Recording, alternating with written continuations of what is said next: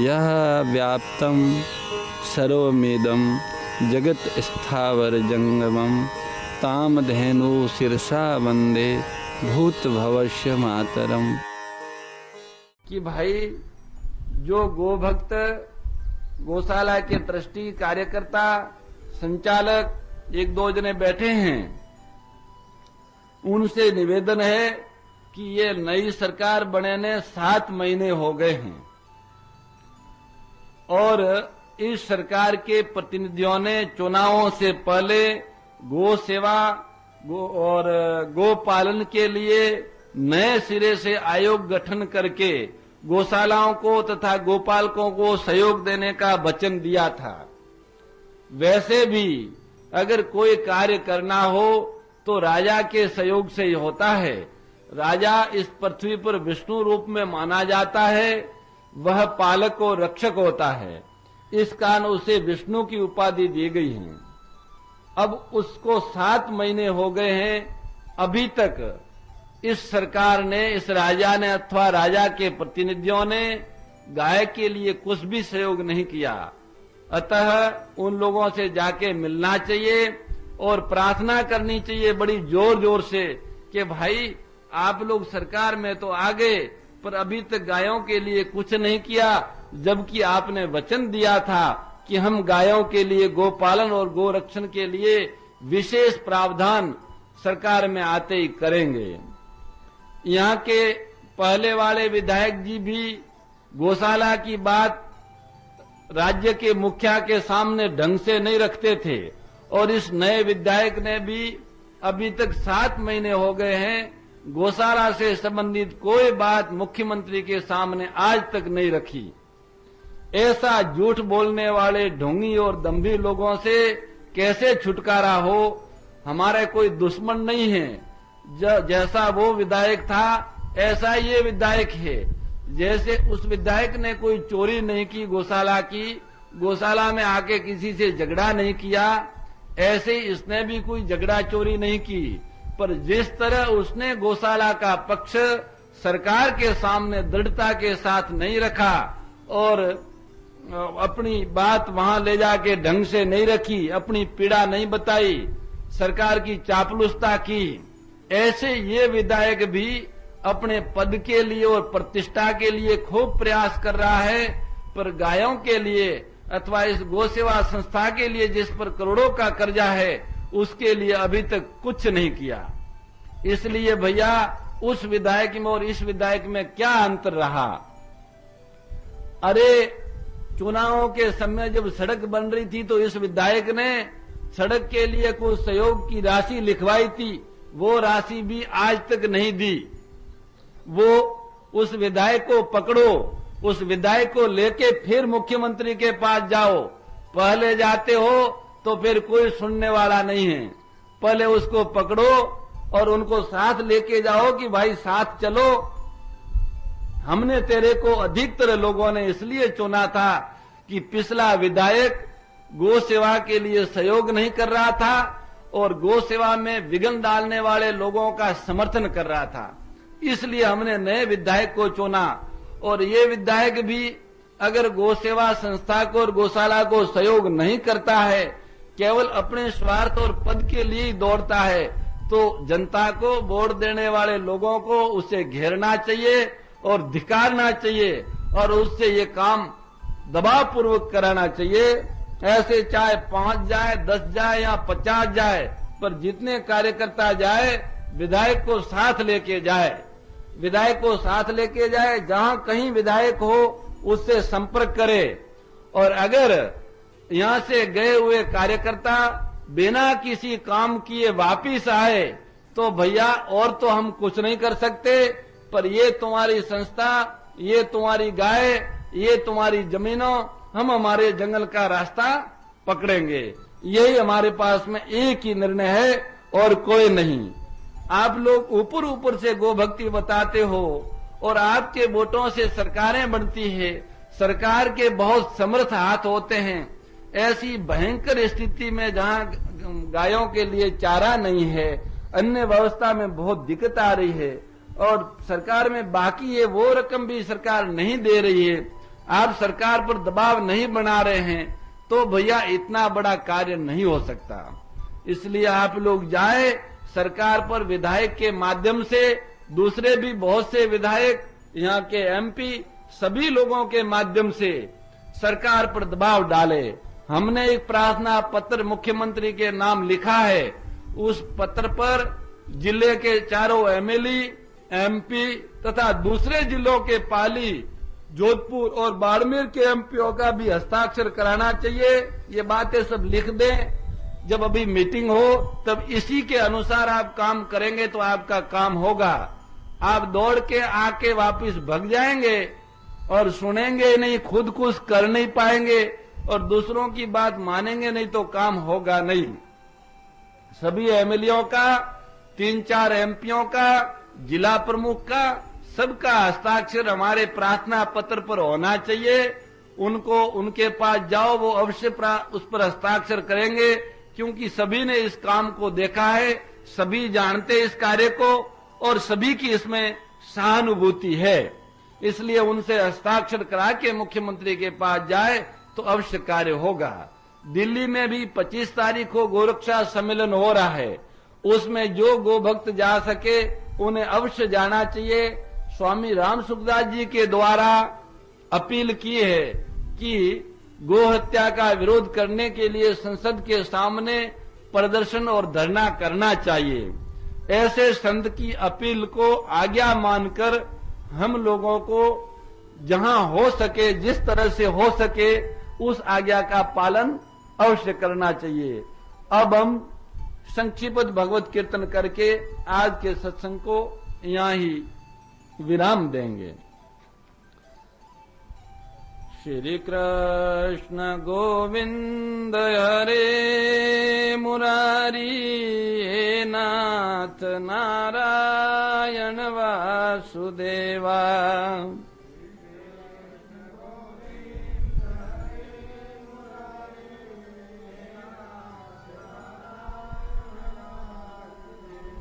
श्री कृष्ण गोविंद हरे मुरारी, हे नाथ नारायण वासुदेवा।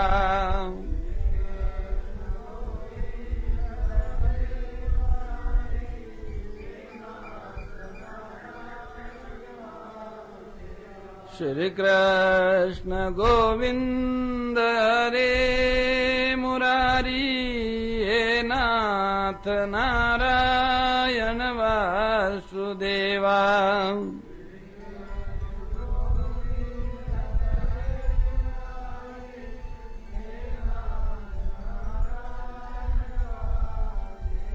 हे नाथ नारायण वासुदेवा, हे नाथ नारायण वासुदेवा।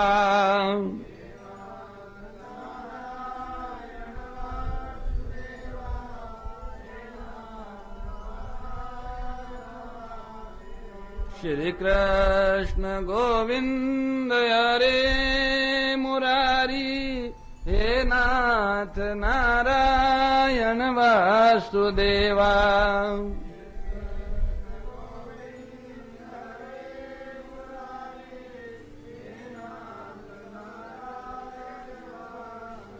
हे नाथ नारायण वासुदेवा, हे नाथ नारायण वासुदेवा।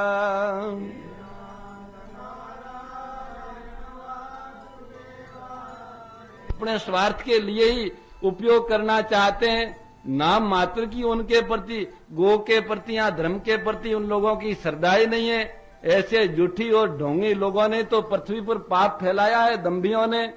जो ऊपर से ही एकदम झूठे है वो तो है ही है, पर ऊपर से सच्चे और अंदर से झूठे, ऐसे लोग तो महान घातक होते हैं। इसलिए आप सभी, रुगनाथ जी, वकील साहब, धर्मशरण जी, अभी आएंगे लोग, ना आवे तो उनको जाके कह दें कि आपको कठोर फटकार मिली है।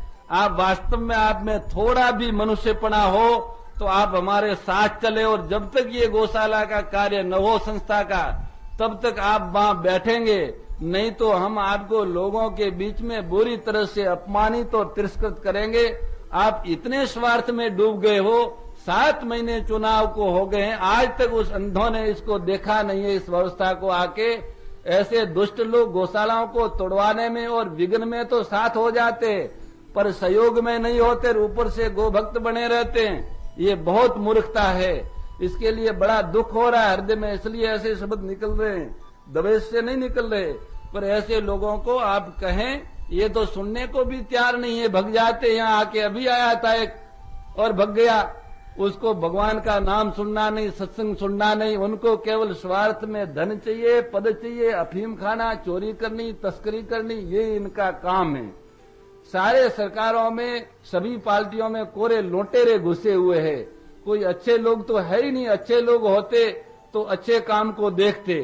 अंग्रेजों की सरकार थी ने, तब भी अच्छे कार्यों का सहयोग करते थे वो लोग। अंग्रेज अधिकारी भी अच्छे कामों में मदद करते थे। आज ये हालत है कि अच्छे कार्यों की उपेक्षा हो रही है और कहा जा रहा है कि देश आजाद है। दुर्भाग्य, ऐसी आजादी हमें मिली, ये आजादी तो किसी और लोगों को मिलनी थी।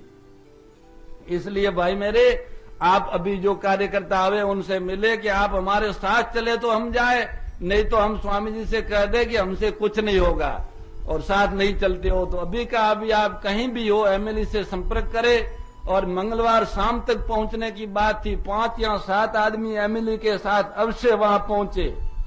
पहुंच के मुख्यमंत्री को सारी स्थिति और मेरा पत्र दे। मैंने जो प्रार्थना पत्र लिखा है उस पर एमएलएओं का और एमपीओ का हस्ताक्षर कराए। गाड़ी लेके इधर उधर घूम के जहां कहीं वो लोग हो, हस्ताक्षर करा के एक दिन अगर लेट हो जाता है तो कल शाम को दो, पर मुख्यमंत्री को मिलके देना चाहिए। ऐसे संकट में भी आप जाते नहीं हो तो फिर अच्छा नहीं है। अगर कोई आपका साथ नहीं देता है तो आप निश्चित रूप से आज शाम तक मुझे बता दें कि न तो यहाँ का एमएलए साथ दे रहा है, न एमपी साथ दे रहा है, न जिला प्रमुख साथ दे रहा है, और न इस सरकार में जो पार्टी, उस पार्टी के कार्यकर्ता साथ दे रहे। इनमें से कोई साथ न दे तो निश्चित रूप से मुझे शाम को जो 8 बजे यहाँ सत्संग होती है उसके पहले लिखित रूप में एक पत्र दे दे कि ये लोग साथ नहीं देते, इसलिए हमसे कुछ होगा नहीं। आप अकेले जाओगे तो आपकी वहां कोई सुनने वाला नहीं है, इसलिए आपका जाना बेकार है। तो जो भी आपके साथ आवे और आप जाओ तो फिर आप वहां से हटना मत, काम किए बिना। चाहे जो यहाँ तो के मनाई करो भैया, या हाँ करो, दोनों में से या तो हमें स्वीकृति हमारे हाथ में दो, या साफ मनाई कर दो कि हम तुम्हारी इस संस्था को कोई सहयोग नहीं करेंगे। दोनों में से एक जवाब हम लेके ही वापिस पथमड़ा जाएंगे। ऐसी दृढ़ प्रतिज्ञा के साथ में 5-7 ट्रस्टी, ज्यादा न जाओ तो इतने आदमी जाओ, और वहां जाने पर समस्या आती है तो औरों को बुलाना चाहो तो और भी लोग आ जाएंगे। इस तरह आप जाएं, दृढ़ संकल्प के साथ जाएं, ईश्वर का नाम लेके जाएं, हमारा प्रार्थना पत्र साथ ले जाए और गौ सेवा संस्था की पत्रावली सब ले जाए तो काम जरूर होगा।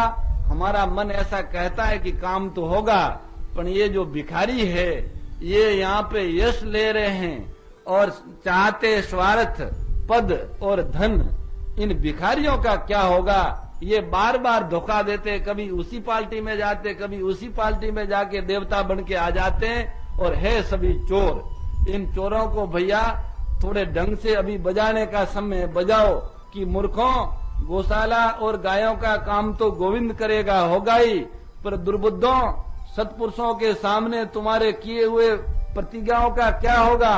समाज के सामने की हुई घोषणाओं का क्या होगा? सत समाज के सामने और सत्पुरुषों के सामने झूठी प्रतिज्ञा करोगे तो भयंकर नरकों में जाओगे और इसी जन्म में बहुत दुख पाओगे। ये सच्ची बात है। इसलिए सोच विचार के ये सहयोग करना चाहिए। इसमें सहयोग करने के लिए ही तुमको चुना है समाज ने। अब तुम इस कार्य को नहीं करते हो तो बहुत बड़ा धोखा दे रहे हो। ये विश्वासघात है। लोगों ने तुम्हारे में विश्वास प्रकट किया कि ये आदमी, ये लोग हमारा काम करेंगे, हमें इन पर विश्वास है, और अगर काम नहीं करते हो तो विश्वासघात है।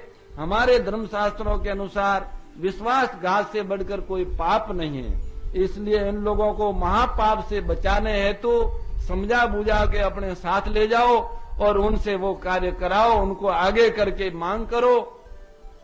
कार्य तो होगा। आप 10-11 आदमी जाओगे, ये लोग नहीं आएंगे तो बाड़मेर के आ जाएंगे, जोधपुर के आ जाएंगे, पाली के आ जाएंगे, सीकर के आ जाएंगे। आपके साथ आने वाले बहुत से लोग हैं, आएंगे, काम भी होगा। पर जब क्षेत्र के लोग नहीं जाते हैं तो ये ठीक नहीं है, फिर उस क्षेत्र में काम करना अच्छा नहीं है।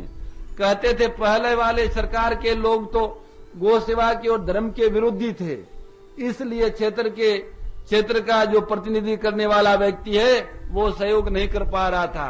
पर अब की सरकार तो भाई, इसको तो धर्मात्मा सरकार माना जाता है। सारे संसार में इनको हिंदू सरकार और हिंदू पार्टी माना जाता है पूरे संसार में। फिर भी ये गौ माता का कार्य नहीं करते हैं, तो ये कौन सी हिंदू पार्टी या हिंदू सरकार है? इस बात को थोड़ा गहराई से लेना चाहिए और आपको ये कार्य करवाना चाहिए। साथ ही गौ सेवा आयोग को सशक्त बनाने के लिए हमने 1-2 पत्र पहले लिखे, उस बात को भी दोहराना चाहिए वहां जाके कि भाई इस कार्य को करो। उमा जी ने किया है, आप भी करो, आपका कल्याण होगा। बस इतना ही कह के अपनी वाणी को भगवान के चरणों में विराम देता हूं। मोर मुकुट बंसी वाले की जय, गो माता की जय, सत्य सनातन। मोर मुकुट बंशी वाले की जय, गौ माता की जय।